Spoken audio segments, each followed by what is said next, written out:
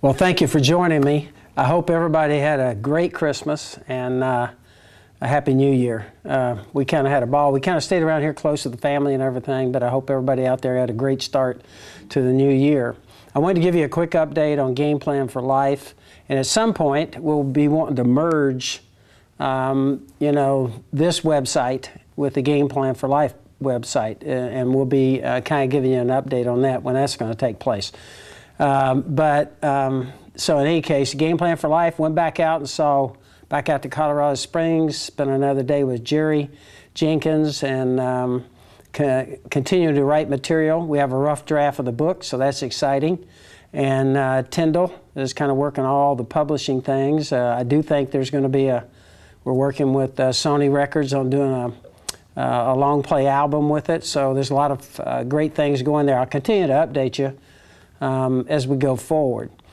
Getting ready for that book, somebody had asked me, why?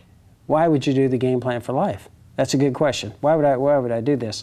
Obviously, it's going to take a lot of time, a lot of resources, and, I said I want to spend a lot of my time for the rest of the days that I have here on earth kind of being a part of this project. So that's a good question, why? And I kind of hit on something that happened to me the other day, and I kind of want to share it with you because I think it makes a real point for a lot of us. Obviously, for myself, being at this point in my life, 68 years old, I want to finish strong. That's my goal. I want to finish strong. And as I've told you, I want to be focused on storing up my treasures in heaven. The other day, we were sitting having a meeting with a local banker here, a good friend of ours.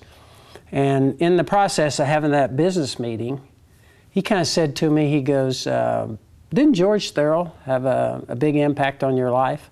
And of course, I've shared with you a number of times, maybe somebody's tuning in for the first time, George Thurl really became my spiritual mentor and my spiritual father. And yes, he had a huge impact on me.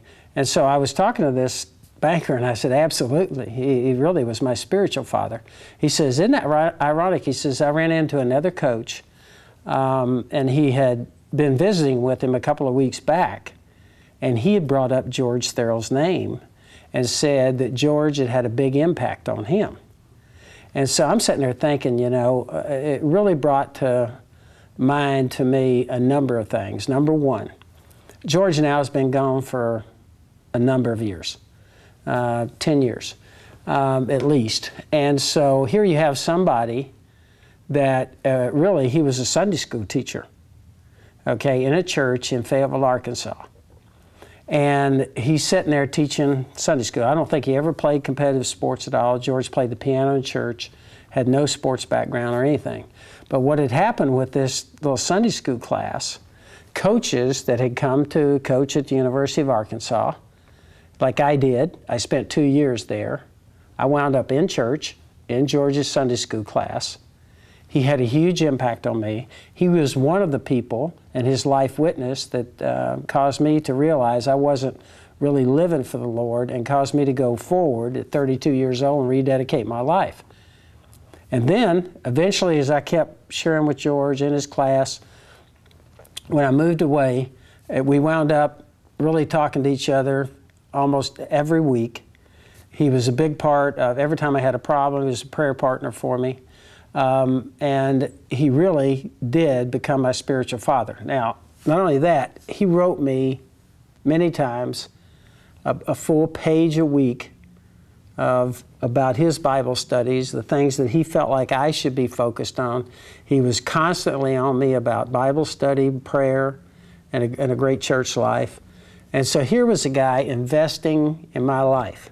Okay, now let's think about that for a minute. George has been gone. George also was ran the penny store there. That was his big drive in his vocation. He ran that penny store there in northwest Arkansas. Had a great family. Obviously made a lot of money. Had a nice house.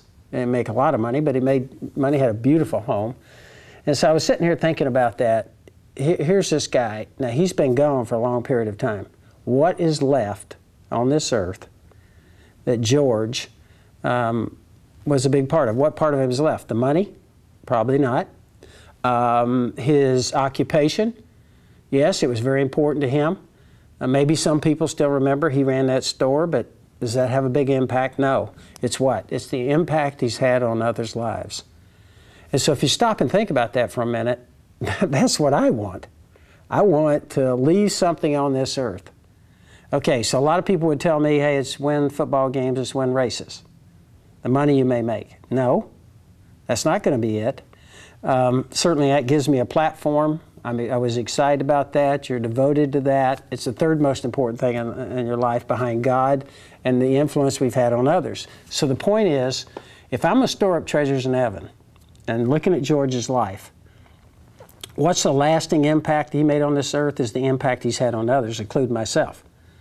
Today, I still think about many of the things and principles that he kind of drilled into me. And so, if I'm going to store up treasures in heaven, then I need to be impacting what? Other people's lives. That is what's going to last. George has been gone for 10 years. He's still impacting my life, which in turn, hopefully I'm impacting other people's lives, and particularly my kids, my grandkids, my mate, Pat, and then the influence I'm having on others. And as an example, if I'm really, I think Game Plan for Life is a perfect example of that. It's a way for me to leave something on this earth that can go on and impact others' lives. Now, I would say everybody out there, at some point in your life, some of you may be young, you're just starting out in life, but that's even more important. I wasted a chunk of my life before I rededicated my life living for the Lord. And I would just say to everybody out there, if we're focused on storing up our treasures in heaven, those are going to be the things that really last. And of course, paying real attention to the impact I'm having on others. Everybody out there is impacting their family, their mates, their business partners. If you're young, your schoolmates, you're having an impact on somebody. And wouldn't it be great that at some point you leave on this earth a huge impact on others? You've affected their life for God, for Christ. Wouldn't that be a great impact to live with somebody? And I got to tell you, George's life's a good example. That is what's lasting, is the impact we've had on others. I just share that thought with you today. For me, I really want to try and live by this. Store up my treasures in heaven. Be about what's important in my relationship with the Lord, and trying to store up my treasures in heaven. Hopefully that made an impact maybe in some way on you, if just by me sharing that. Love to send you some material. Some of you may not have this little Christian Life New Testament we send out. It's got a little study in it. Love to do that. It's joegibbsonline.com. We'd love to send you some material free. We have no strings attached to it. And I'll be giving you an update. Again, thank you for joining me today.